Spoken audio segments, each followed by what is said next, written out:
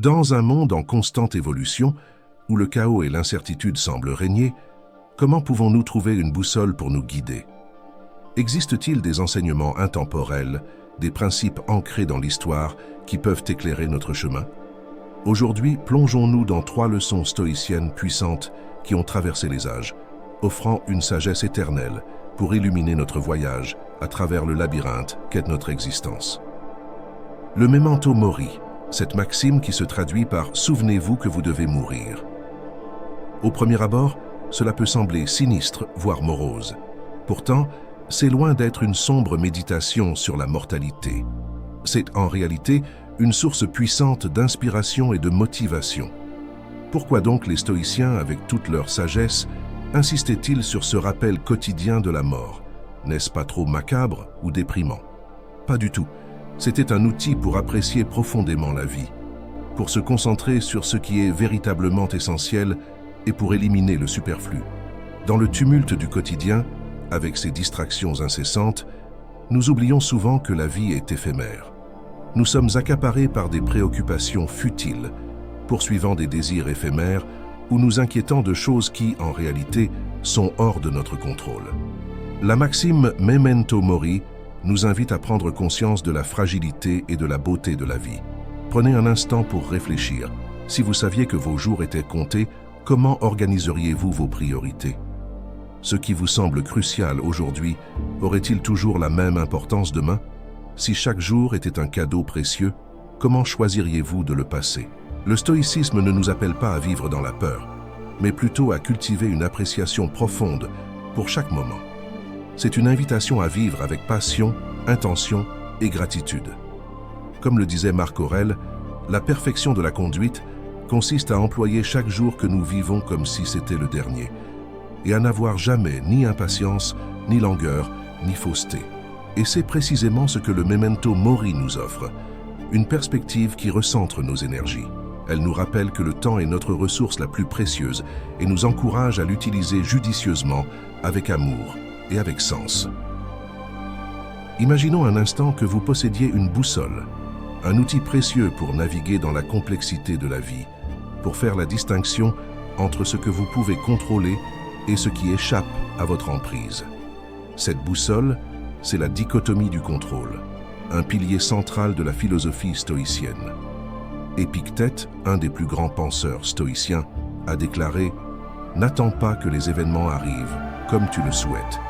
Décide de vouloir ce qui arrive, et tu seras heureux. » En d'autres termes, la vie est composée de choses que nous pouvons contrôler et d'autres que nous ne pouvons pas. Que pouvons-nous vraiment contrôler? Nos actions, nos jugements, nos désirs et nos aversions. C'est là que réside notre véritable pouvoir. Tout le reste, les opinions des autres, la météo, les événements mondiaux, relèvent de l'externe et est hors de notre portée directe. Pourquoi est-ce si crucial à comprendre?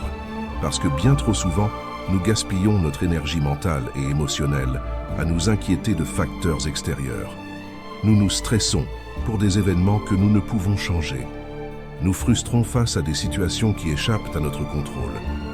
En comprenant profondément la dichotomie du contrôle, nous apprenons à canaliser notre énergie vers des actions productives, vers des domaines où nous pouvons véritablement faire une différence. Cela libère une incroyable quantité d'énergie mentale, réduit notre stress et augmente notre efficacité. Rappelez-vous ceci. Lorsqu'une tempête fait rage à l'extérieur, le stoïcien ne cherche pas à arrêter la pluie ou à calmer le vent.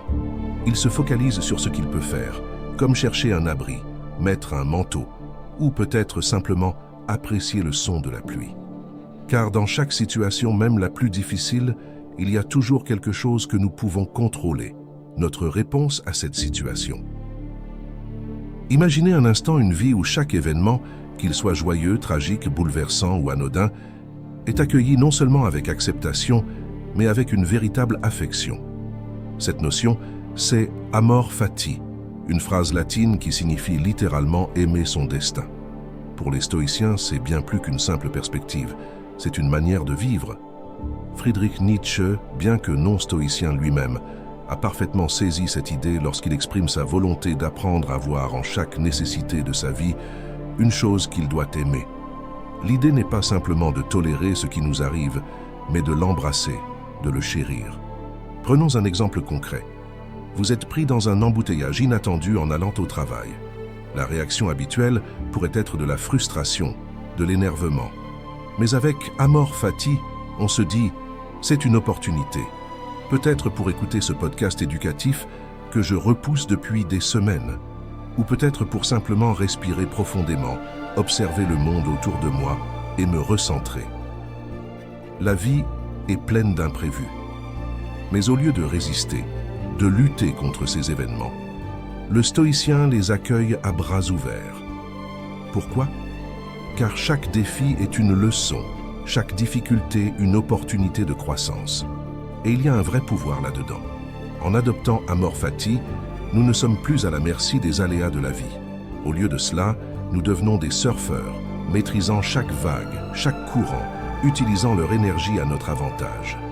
La prochaine fois que vous faites face à un défi, rappelez-vous, c'est une occasion. Une occasion de grandir, d'apprendre, de s'épanouir. Car en fin de compte, c'est notre réaction aux événements, et non les événements eux-mêmes, qui définissent notre expérience de la vie. Alors voilà, nous venons de plonger ensemble au cœur des principes stoïciens. Ces leçons, lorsqu'elles sont intégrées et mises en pratique, ont le potentiel de transformer non seulement notre perspective, mais aussi la qualité de notre vie. Elles nous rappellent l'importance de concentrer notre énergie, là où nous avons le pouvoir d'agir, d'accueillir chaque situation avec amour et d'utiliser nos défis comme des opportunités de croissance. Le stoïcisme, bien que né il y a des siècles, reste incroyablement pertinent à notre époque.